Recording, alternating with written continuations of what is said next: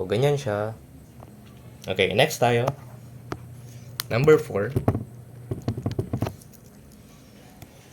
Bigay naman tayo class ng... Okay, baka may malito dito class, no? Pero hindi kayo malilito dyan. Basta malagay nyo yung point load, easy moment na lang naman na tayo, di ba? Okay. Balik-balikan nyo na lang yung video. Okay. Halimbawa, meron tayong triangular load, pero hindi siya all over the span. Ha? Okay, yan. Triangular lang ah. Bang mukha siyang ano, yan. Yan. Tapos meron siyang intensity na 20 kilonewtons per meter. Tapos sabihin natin length niya 6 meters ulit.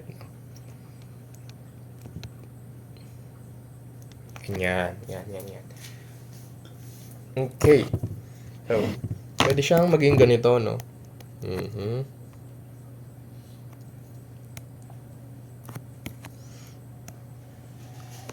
Yan. So, pwede siyang maging ganyan ulit. Mamaya. Tapos, nandito yung 6 meters.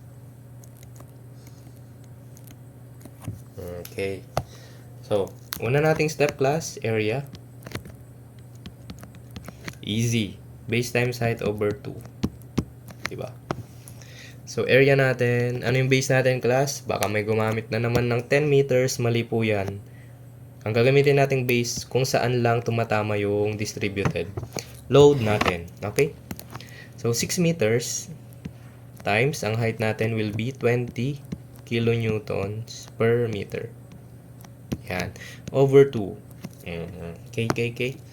So, that yung area natin, class, will be 60 kilonewtons. Ayan. Cancel natin to. Baka may mali to. Ayan. Okay. So, nakuha na natin yung area, no? Next na tayo is centroid. Ang sabi ko kanina, class, centroid ng triangle is 1/3 and 2/3. Yan, amazing. Saan natin malulocate yung 1/3, sir? Sa ulo. Yung pinakamalaki. Diba? Baka may malito pa ulit. Sa ulo po. Maglagay tayong invisible line. Sabihin natin, this one is the 1/3 ng length. 2/3 ng length. Okay, class. Baka may malito. Yung length dito, class, baka ang magamit nyo is 10 meters. Mali po yun. Palagi nyong gagamitin na length is, eto, yung 6 meters, no? No? Baka malito kayo dyan. Okay, dito kasi sa area natin, yung length natin, nakaset siya na B. No? So, baka malito kayo. Length times width na lang kaya gamitin. Pero hindi, wag na. Okay lang yan. Yung base times height kasi equal lang din siya sa length times width over 2. Parang ganyan. Equal mo na lang. Basta dito, class, tatandaan nyo kung saan lang tumama yung distributed load natin, which is 6 meters, yun at yun lang yung gagamitin natin. Okay? Baka may gumamit kasi ng 10 meters. Buong span na po yan. Kaya nga may example tayo, class, na yung buong span and meron tayong hindi buong span para hindi kayo malito next time. Okay. So, next tayo, class. Since na-locate na natin yung ating centroid, pwede na natin siyang ipunta dito sa, isipin natin nandito siya, no? Ito na siya. Yan. Ito na yung 60 kilonewtons na nakuha natin sa area. Yan, 60 kilonewtons. Tapos, ito daw, class, is, yan, baguhin natin. Is 1/3 ng length and 2/3 ng length. And yung length natin, class, palitan na natin. Gawin natin 6 meters. Yan. 6 meters. So, ganyan, no? Okay. So, pag inayos pa natin siya, class, pag inayos natin, no? Nakita naman sa video, this will be 4 meters and 2 meters. Tapos, meron tayong natira pa na, dahil 10 meters yan na buo, may natitira tayong 4 meters dito. Diba? Nakita naman, class, no? 10 meters ang kabuuan, 4 meters plus 2 meters plus 4 meters, 10. Okay. So, ang AY natin will be, magmo-moment tayo sa B. So, alpha x times 10 minus 60 times 6. 36 ba to? AY is 36. Tapos, ang BY natin is 60 minus 36 will be 24. Ayan na siya. AX will always be 0 kapag ganito. Vertical lang. Okay. Sir, paano naman pag pinagsama? Ito, medyo ano tayo, no? Nag-upgrade yung problem natin. Okay. Paano pag pinagsama na, sir, yung distributed load and ayun, distributed load tuloy. Yung rectangular and triangular. Halimbawa, ganito lang muna, no? Bigyan ko kayo ng hint. Trapezoid na ba agad? Sige, trapezoid na siguro agad para amazing tayo. Sige, trapezoid na tayo.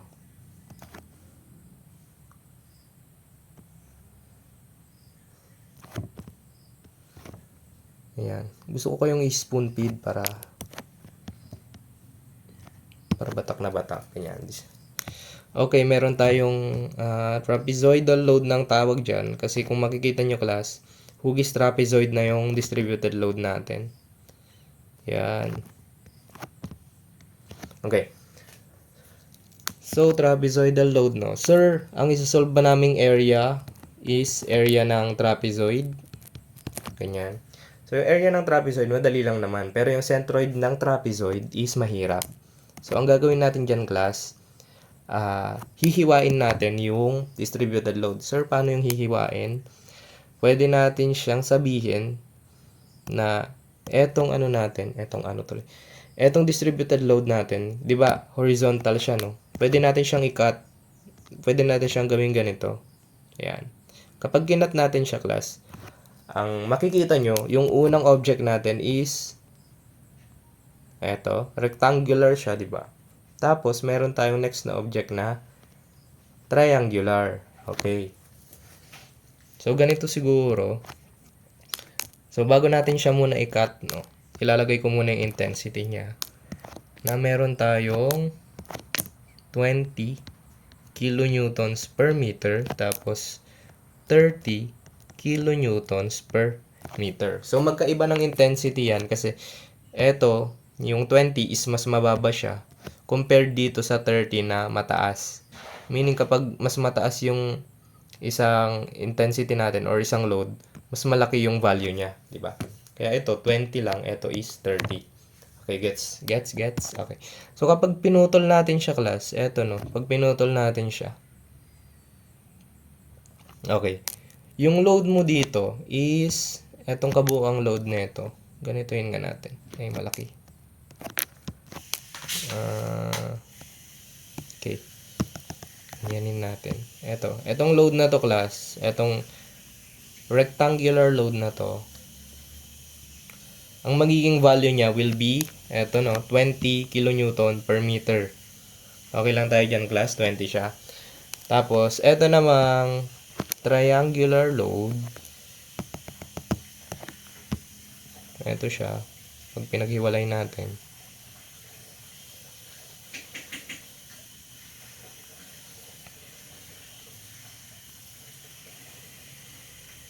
Okay. Ang magiging value niya, class, is hindi 30, no? Hindi siya 30. Ang magiging value niya will be 30 minus 20. 'Di ba? It's equal to 10 kilonewtons per meter. Ito kasi, class, yung 30 na to is kabuuan. Hinati nga natin siya. 'Di ba? Hinati natin yung trapezoid. Naging ganito na lang siya, maliit na lang siya, no?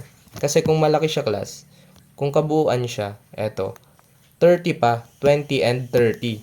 Pero eto, class, since hinati na natin siya, kumbaga inalis natin tong part na to, etong 20 na to.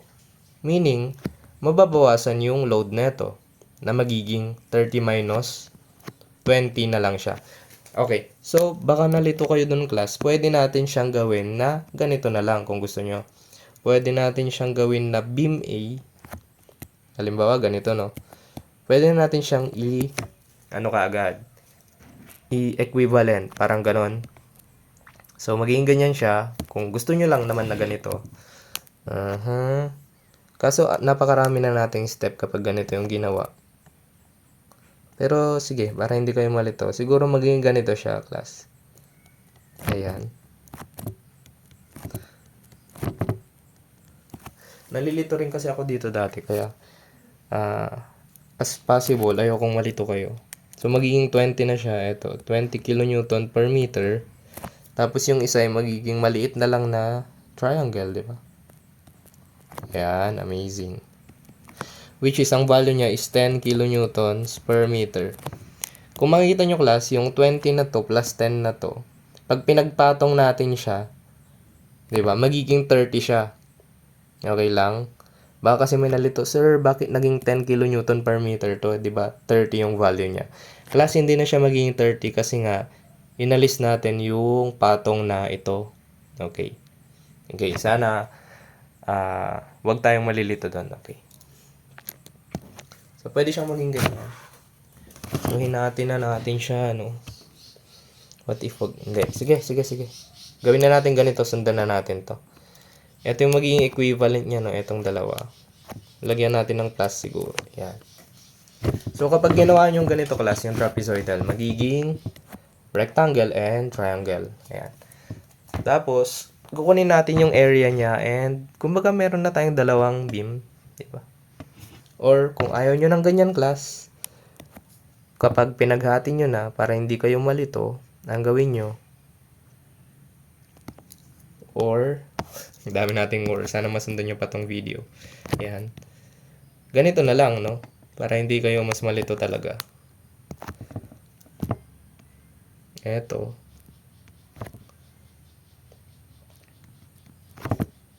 Bam.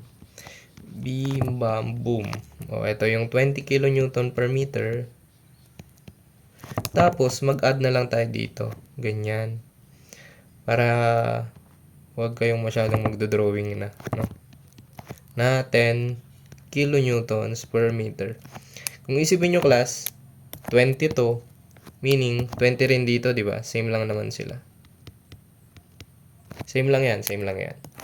Kaya nga, pag pinag-plus tong dalawa, itong 10 plus 20, magiging 30 lang din siya. So, ganito na lang siguro gawin nyo, no? Ito na lang yung sundan nyo, class. Para mas nadadalian ko rin siya. Okay. So, kapag ganyan, class, una, solve nyo muna yung area ng rectangle muna para hindi kayo malito. So, area ng rectangle will be base times height is equal to, base natin is 10 na, di ba? Kasi, all over the span yung distributed load natin. Tumatama siya sa 10 meters lahat-lahat. Okay. Base natin is 10. Ang height natin is 20 kilonewtons per meter. So, ang ating area, class, area ng rectangle, 200 kilonewtons. Cancel natin, baka may malito, di ba? Okay. So, next naman tayo, class, area naman ng triangle is equal to base times height all over 2. Diba? Base natin, class, is 10 meters. Yung height natin is 10 kilonewtons per meter. Balik natin, baka may nalilito dyan. Base is 10, di ba? Yung height ng triangle natin is 10 kilonewton per meter lang, di ba? Baka may gumamit, class, ng 10 plus 20, mali po iyon. Kung titingnan nyo yung drawing natin, ito lang yung triangle. Yan, di ba? Andiyan lang siya. Nakaseparate po itong rectangle. Okay? Baka may malito na naman.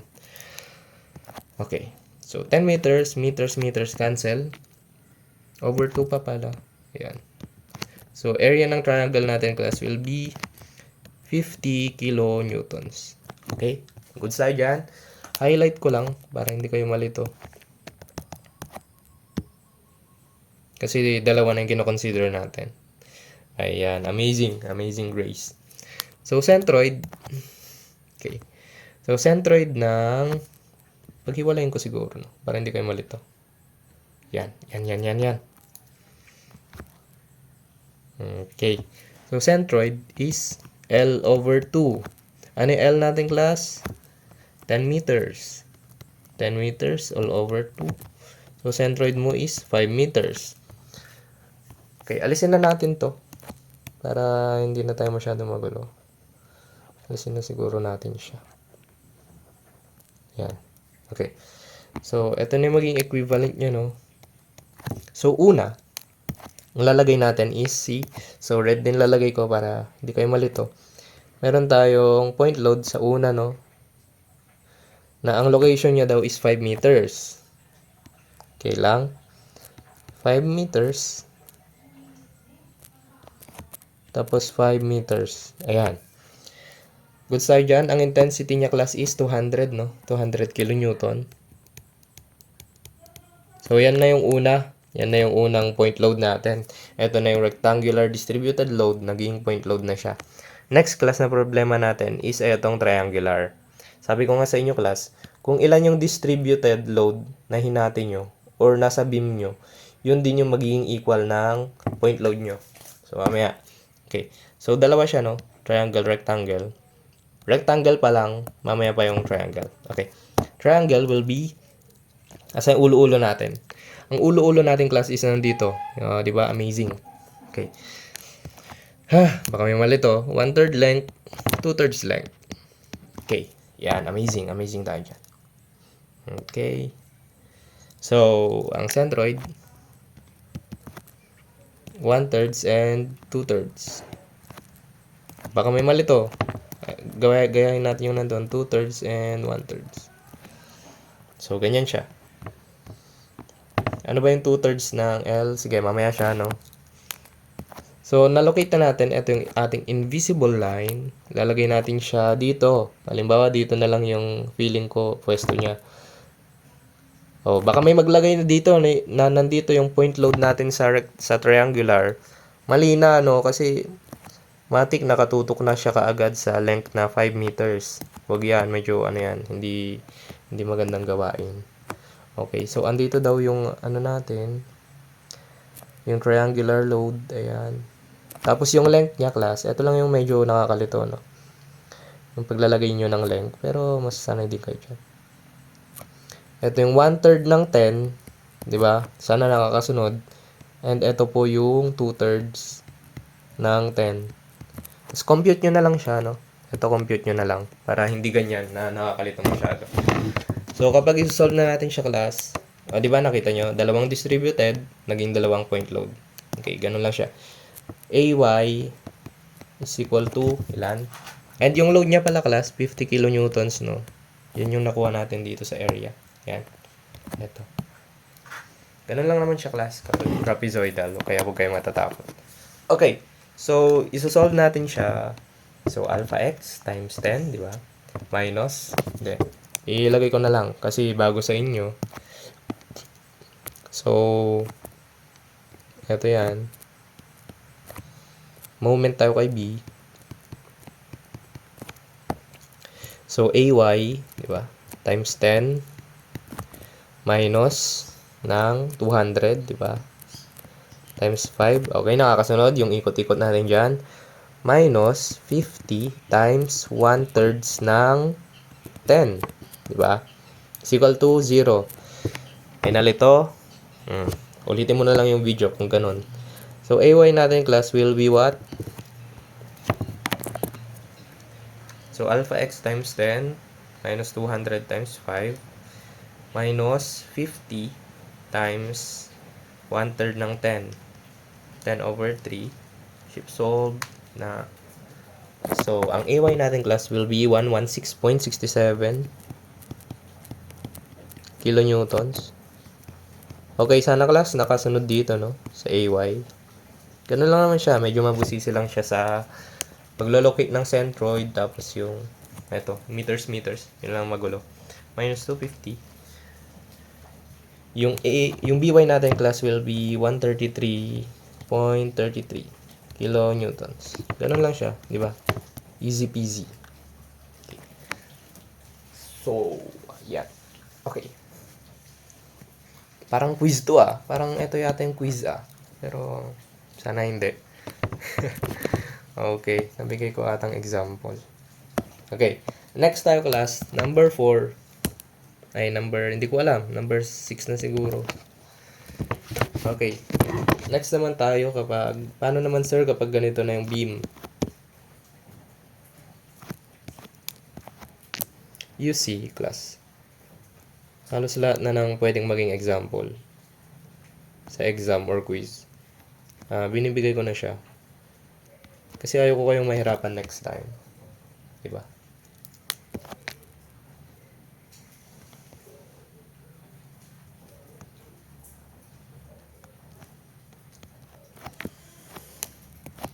Yung approach kasi class na ginagawa ko sa inyo,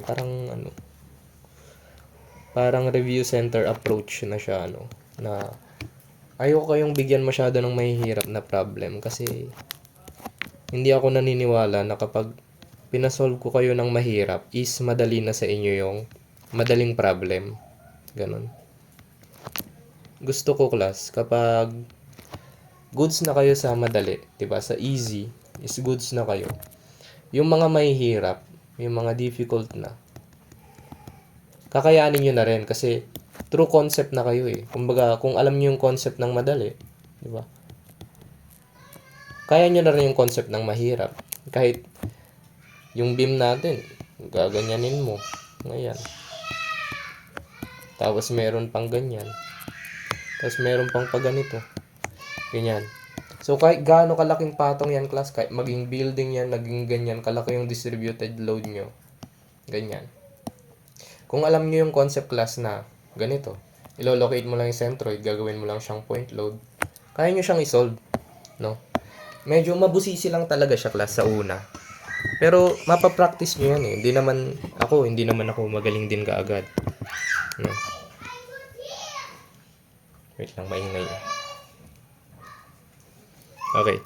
So, next problem tayo, ganito.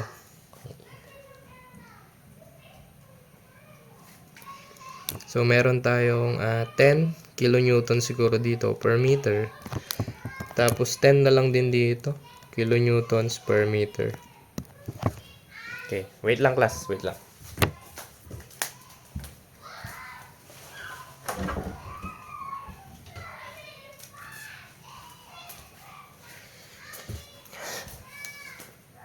Kung medyo maingay yung background, class, intindihin nyo na lang kasi wala eh. Ganun talaga. Okay. So, ganito no. Paano naman sir kapag ganito? Pinagsama siya yung rectangular tas triangular pero hindi naman nakapatong. Eh di mas madali. Diba? Ang easy. Very, very easy. So, number 1. Ulit-ulit tayo no. Area ng rectangle. I-diretso ko na. Wala pa pala tayong length. Sabihin natin, ano bang magandang kulay? Sige, red na lang. Sabihin natin, 10 meters na naman. Ano na lang, 11 meters para maiba naman tayo. So, this one will be 5 meters. And 6 meters to. Yan, amazing, amazing. So, area ng rectangle, i-shortcut ko na, no? Is 50. Diba? 50 kilonewtons. Nakakasunod naman na dito siguro. Kasi pang ilang example na rin siya. Kumbaga, ang iisipin mo lang kasi class, ito yung distributed. Ibagsak mo siya dito sa 5 meters. Ganun lang siya para maging point load. Ibabagsak mo lang palagi ang mga yan. Okay. Pero syempre, hindi ko kayo ibabagsak. Depende sa performance. Okay. So, area ng triangle. Ayan. Para kung tanga, no? Tumatawa ako mag-isa dito. Pero wala tayong magagawa. Okay. Area ng triangle natin will be 10 times 6 over 2, di ba? 30 kilonewtons. Okay, sana naintindihan niyo, class. Centroid tayo. Dito na lang. Ayan. Centroid ng rectangle natin will be 5 over 2 is equal to 2.5 meters. Okay lang tayo dyan. Sana na-gets, di ba? Next tayo, class. Ilagay ko pa para amazing. Yan. Di ba? Tapos dito, hanapin mo lang yung ulo-ulo. Ito, 1/3, 2/3. Diba? Amazing grace. Okay, so ganito, class, no? Okay, next na. Next. Okay. So, meron daw tayong 1/3 and 2/3. Mamaya na natin siya ilagay. Magiging ganito siya para... Hindi. Sige, try nga natin, class, na... Ay, hindi. Wag na. Ganito pa rin, para mag-stick lang tayo sa ganito. Bahala na kayo kung gagawin nyo na lang yung shortcut. Na doon nyo na ilalagay. Doon hindi siya shortcut, ganun naman talaga siya. Okay. So, yung ano daw natin, class, yung isang distributed natin, nakalocate siya, L over 2, no? So, eto is 50 kilonewtons. Ang distance niya will be magiging dalawang 2.5, di ba?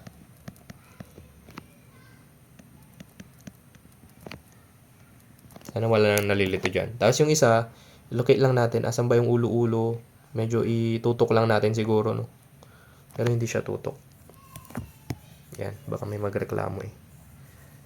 Ayan. Nakatutok na siya kung nasan yung invisible line. Hindi, wag na. Okay na pala yan. Wait.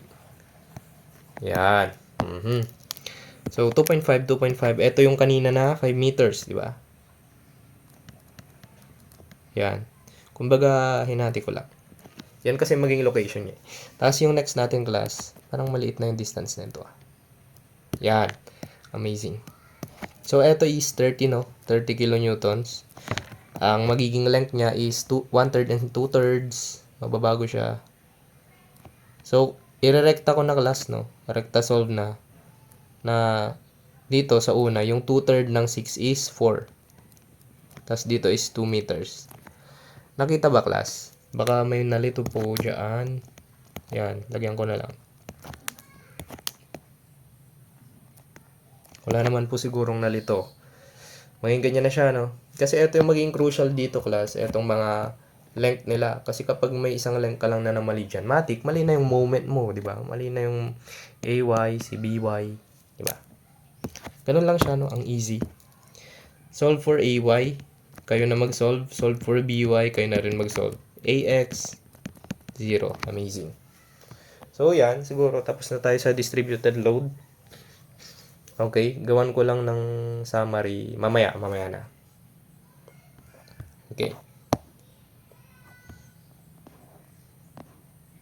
Sige. Hindi, ayoko pala. Mamaya na. Next na tayo sa inclined. Siguro putulin ko na yung video. Diba ang easy lang naman class? Ano lang naman tayo eh. Yan. Area centroid. Tapos put point load. Diba? Easy na lang. So, sige. Siguro. Inclined load. Umpisan ko na rin. Putulin ko ba yung video? Wag na, no?